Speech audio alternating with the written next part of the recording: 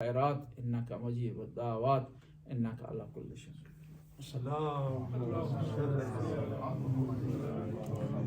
جیسے کہ آپ کے علم میں ہے، دوسرے خطبے میں ہم تاریخی واقعات آپ کی خدمت میں پیش کرتے ہیں اور تاریخ میں جو گزرا ہے اس کو بیان کرتے ہیں۔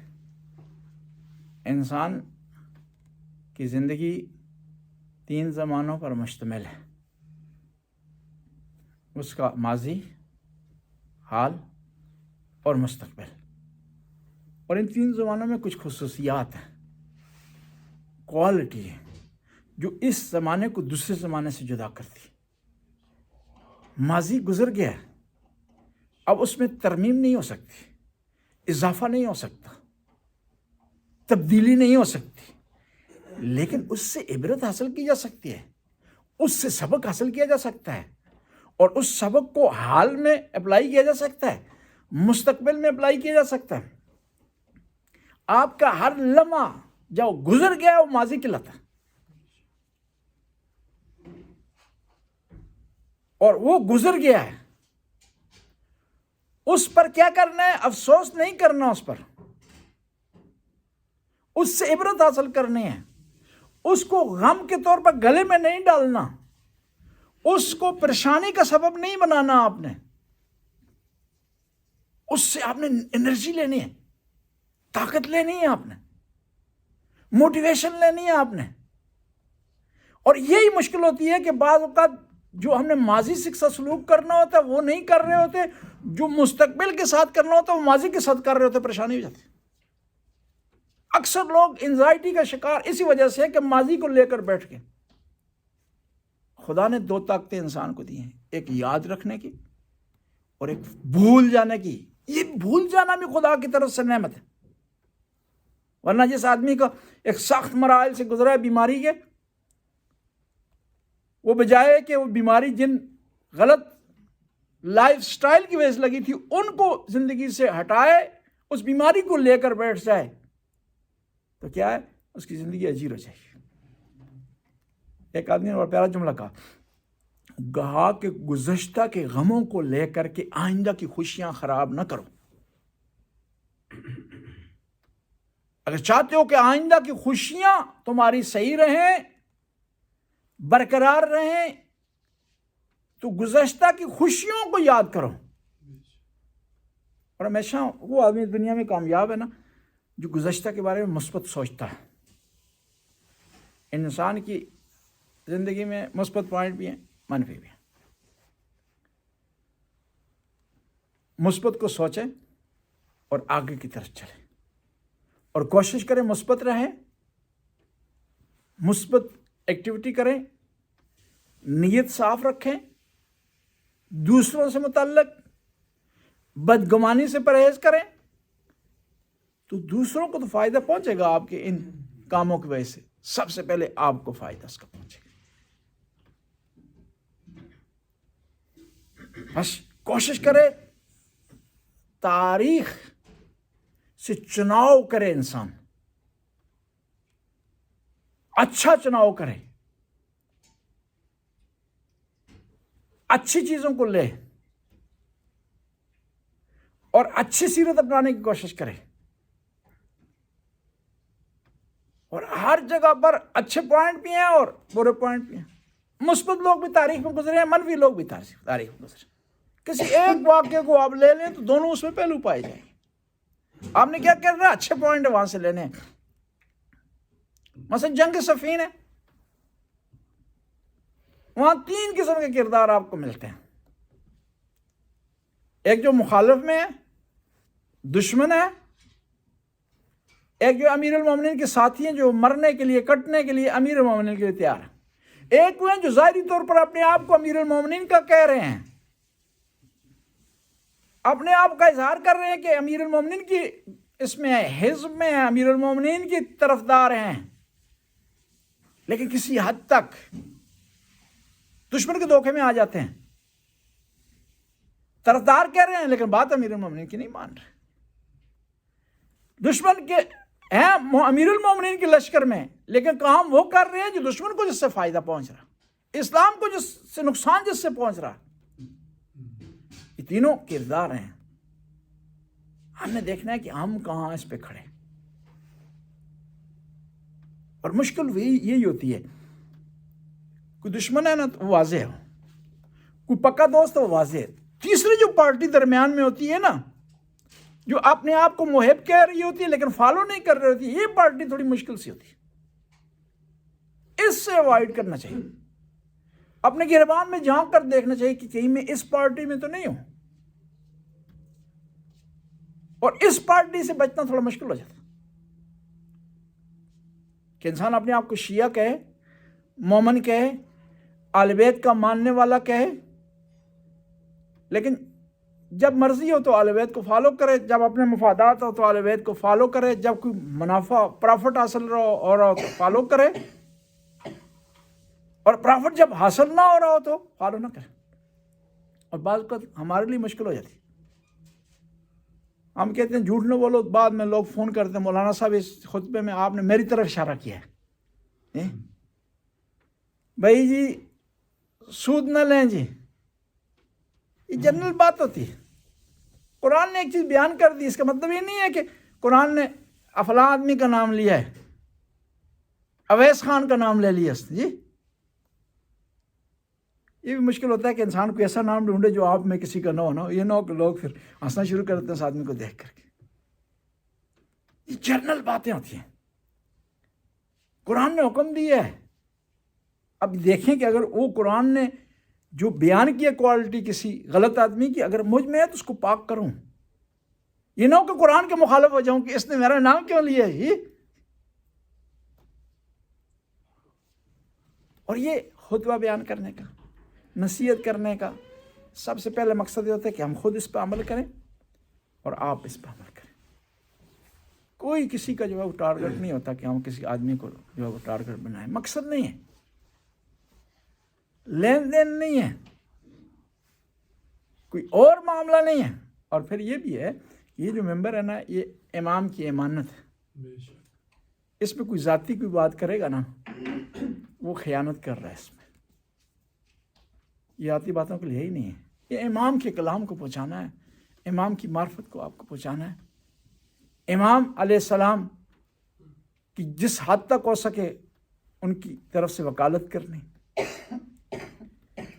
تاریخ میں جو واقعات ہوئے ہیں 13 جمادی الاول کو جو واقعات ہوئے ہیں ان میں سے مالک اشتر کے بیٹے ابراہیم ابن مالک اشتر کی شہادت ہوئی ہے 71 ہجری کو. جب قیام کیا مختار نے قاتلین اہل بیت کے خلاف تو مختلف لوگوں کو انہوں نے دعوت دی کہ آئیں اس لشکر میں شامل ہو جائیں. مالک اشتر کو کوفہ والوں نے دعوت دی کہ آپ آ جائیں, تو انہوں نے آنے سے انکار کر دیا. انہوں نے کہا کہ میں ایک شرط پر آؤں گا کہ آپ مجھے اختیارات دیں گے.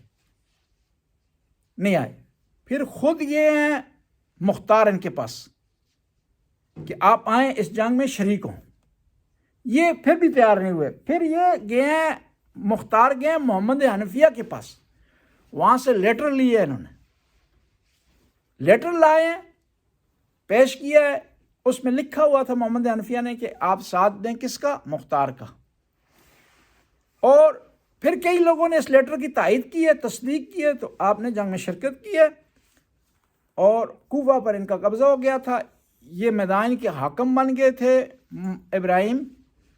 اور پھر جس طرح شکست ہوئی ان کو مختار کو, تو ان کو بھی شہادت نصیب ہوئی کیوں, ابراہیم ابن مالک اشتر کو. اور اس کی ایک لمبی داستان ہے, پھر کبھی فرصت ہو تو آپ کی خدمت میں انشاءاللہ پیش کریں گے. پھر 17 جمادی الاول کو عبداللہ بن زبیر کا مکہ میں قتل ہوا ہے 73 ہجری کو. عبداللہ بن زبیر جب یزید نے حکومت سنبھالی شام میں تو اس میں عبداللہ بن زبیر نے بیعت نہیں کی. اس کی مکہ پر اس نے قبضہ کر لیا, اپنی خلافت کا اعلان کر دیا. اور جو لوگ حج پر آتے تھے ان کو یہ ورگلاتا تھا یزید کے خلاف. اور اس زمانے میں کیا کیا, یہ جو بنو امیہ کے لوگ تھے, کیونکہ مکہ پہ اس کا قبضہ تھا اور لوگ آتے تھے ان کو ورگلاتا تھا, انہوں نے پھر حدیثیں گھڑی بہت ساری بیت المقدس سے متعلق کہ لوگ وہاں نہ جائیں, یہیں کیونکہ بیت المقدس کے ایریا ان کے پاس تھا، بنو امیہ کے پاس، کہ یہیں رہیں، یہیں وہ حج کے مراسم انجام دیں، کیونکہ وہاں جاتے ہیں تو عبداللہ بن زبیر ان کو ورگلاتا ہے۔ کافی عرصے تک اس کی حکومت رہی ہے، حتیٰ کوفے پر اس نے قبضہ کر لیا تھا۔ اس کا ایک بھائی تھا مصعب ابن زبیر، اور یہ عبداللہ بن زبیر کا بیٹا ہے، جو جنگ جمل میں آئے تھے امیر المومنین کے مقابلے میں۔ طلحہ اور زبیر دو مشہور کریکٹر ہیں اسلامی تاریخ میں۔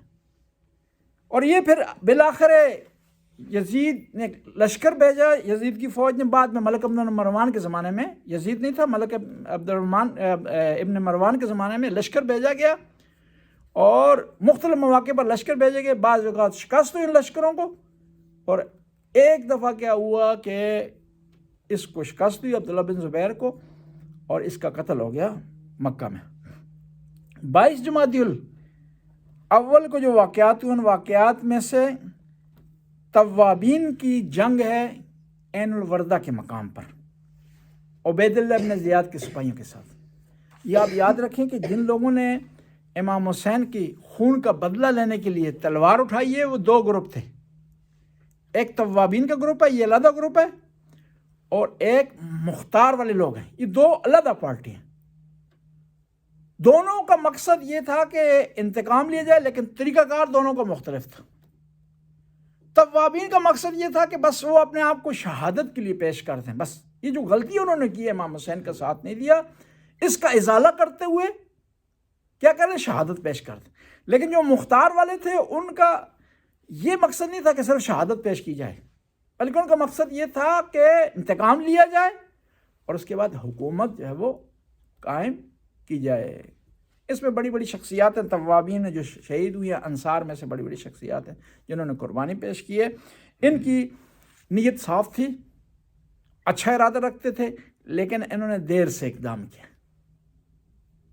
یعنی تاریخ ہمیں بتا رہی ہے بہت سارے ایسے کام ہیں جو اچھے ہیں لیکن ٹائم پر نہیں ہوئے، اس کا فائدہ کوئی نہیں، موقع پر نہیں ہوئے، اس کا فائدہ نہیں، کہ انہوں نے قربانی دی اہل بیت کے لیے، میدان میں آئے اہل بیت کے لیے، ہزاروں افراد آئے، لیکن جو جس وقت ضرورت تھی میدان کربلا میں، عاشورہ کے دن، اس وقت نہیں آئے۔